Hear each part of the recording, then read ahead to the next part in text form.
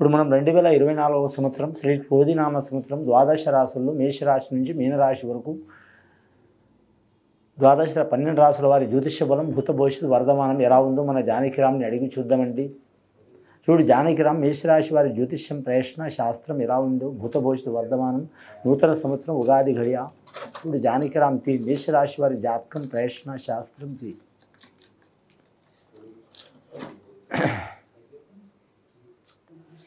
మేషరాశి వారి జాతకంలో చాలా వరకు అద్భుతమైన యోగం నడుస్తుందండి. వారికి శ్రీరాముడు పట్టాభిషేకం కళ్యాణ యోగ బలం వచ్చింది. శ్రీరాముల కళ్యాణం, అలాగే సీతారాముల కళ్యాణం, అలాగే లక్ష్మీమాత దేవత, ధనలక్ష్మి దేవత, ధనం మూలం జయత్, అలాగే నవదుర్గ దేవత కనకదుర్గమ్మ, అమ్మదయ ఉంటే అన్నీ ఉన్నట్టే అన్నట్టు మేషరాశి వారికి చాలా వరకు శుభకర యోగ బలాలు ఉన్నాయండి. వారి పేరు మీద 11వ స్థానంలో శని నడుస్తుంది. నవగ్రహాలు వారికి శని చాలా ఉచ్చ స్థానంలో ఉంది. చాలామంది శని పేరు చెప్పడానికి భయపడతారండి. అని చూడాలంటే మాత్రం స్థానం మంచి స్థానంలో ఉంటే ఏ గ్రహమైనా మంచి చేస్తుందండి. ఉచ్చ స్థానం ఉంటే చాలా వరకు శుభయోగం చేస్తుంది. నీచ స్థానంలో ఉంటే ఇబ్బంది పెట్టే అవకాశం ఉంటుంది. వారికి నవగ్రహాల్లో మాత్రం చాలా వరకు శని శుభస్థానంలో ఉన్నదండి. కానీ ముఖ్యంగా కృతికా నక్షత్రం వారికి కూడా అధికమైన ఫలితాలు కలిగే అవకాశం ఉంది. అలాగే వారి జ్యోతిష్యంలో చూడాలంటే మేషరాశి వారి జాతకంలో అశ్విని నక్షత్రం వారికి కూడా మాత్రం చాలా వరకు శుభ ఫలితాలు కలిసి వచ్చే అవకాశం ఉంది. ఆదాయం ఖర్చు సరి సమానం ఉంటుంది.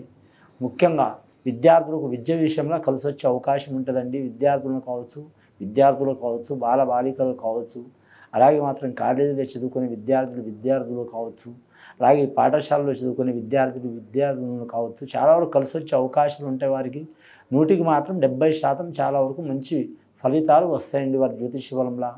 కానీ మాత్రం ముఖ్యంగా వీరి పేరు మీద మాత్రం నరదృష్టి అధికం ఉన్నందువలన మాత్రం వీరు ఖచ్చితంగా మాత్రం ఆంజనేయ స్వామిని పూజ చేయడం, అలాగే లక్ష్మీనరసింహ స్వామిని పూజ చేయడం, దుర్గామాతని అమ్మవారి భక్తులు కనకదుర్గమ్మని పూజ చేయడం చాలా వరకు యోగకరం అండి. వివాహ విషయంలో మాత్రం చాలా యోగం మంచిగా ఉందండి వీరికి. కానీ మాత్రం ఉద్యోగస్తులకు మాత్రం వారు అనుకున్న స్థానంలో మారే అవకాశం ఉందండి. వారు ఏరే రాష్ట్రం కానీ ఏరే ప్రాంతం కానీ మారే అవకాశం ఉంది. నిరుద్యోగులు శుభవార్తలు వినే అవకాశం ఉంది. వ్యాపారస్తులకు మాత్రం 100కి 65% కలిసి వస్తుంది. 30% ఇబ్బందులు వచ్చే అవకాశాలు ఉన్నాయి. కళాకారులకు మాత్రం చాలా వరకు మాత్రం 70% కలిసి వచ్చే అవకాశం ఉన్నదండి. ముఖ్యంగా వీరి జాతకంలో వివాహం కాని వారికి, వివాహ యోగ బలం తరించిన వారికి కానీ మాత్రం 80% కలిసి వచ్చే అవకాశం ఉందండి. ఆల్రెడీ వివాహమైన వారు మాత్రం సంసారంలో ఏమైనా ఇబ్బందులు, చికాకులు ఉన్నవారు, కానీ వైవాహిక జీవితంలో సమస్యలు ఉన్నవారు అవి తొలగిపోయే అవకాశాలు ఉన్నాయి. కోర్టు కేసులు, చికాకులను కూడా అవి తొలగిపోయే అవకాశాలు ఉన్నాయి. కానీ చాలా కాలం నుంచి పెండింగ్ కేసులు ఉన్నవారు మాత్రం రాజీ చేసుకోవడం చాలా మంచిది. మేషరాశి వారి జాతకంలో గురుబలం, రాహుబలం కూడా ఉంది వారి పేరు మీద. గ్రహాలు బాగున్నా మాత్రం నరదృష్టి అధికం ఉన్నందువలన వీరికి ఎక్కడ పోయినా సమస్యలు ఎక్కువ వస్తుంటాయి, వివాదాలు వస్తుంటాయి. భూమి విషయంలో, ధన విషయంలో, రుణ విషయంలో కుజమహారదశ జాతకం వేది కాబట్టి మాత్రం చాలా ఇబ్బందులు వచ్చే అవకాశాలు ఉన్నాయండి. ఇబ్బందులు వచ్చినా కూడా తట్టుకునే శక్తి ఉంటుంది వీరి జాతక బలానికి. మేషరాశి వారికి పోరాట తత్వం గుణం ఉంటుంది. వీరికి పుట్టుక నుంచి లాస్ట్ వరకు జీవితాంతం పోరాడే గుణం ఉంటుంది. ధైర్య మేధస్సు ఉంటుంది. అందరి గురించి ఆలోచన చేసే అలవాటు ఉంటుంది. దాని మూలంగా వీరికి సమస్యలు వచ్చే అవకాశాలు ఉన్నాయి. వీరి జాతకముల ముఖ్యంగా విదేశానం వేరే దేశం, వేరే రాష్ట్రం పోవాలనుకునే వారు కూడా మంచిగా ఉంటుందండి. కళ్యాణంలో కానీ, సంతానంలో కానీ, సంసారంలో కానీ, కుటుంబంలో కానీ, పర్సనల్ లైఫ్లో కానీ చాలా వరకు సమస్యలు ఉన్నవారు మాత్రం ఖచ్చితంగా వారు మాత్రం సుబ్రహ్మణ్యేశ్వరుని స్వామి పూజ చేయటం మంగళవారం రోజు చాలా మంచిదండి. లేదా ఆంజనేయ స్వామి మంగళవారం రోజు పుట్టిండు కాబట్టి మంగళవారం రోజు 9 మంగళవారాలు కానీ, ఖచ్చితంగా 18 మంగళవారాలు కానీ, 27 మంగళవారాలు కానీ మీరు పూజ చేయించుకోవడం చాలా మంచిది. మామూలుగా సింపుల్గా చేసుకోవడం కూడా మంచిదండి.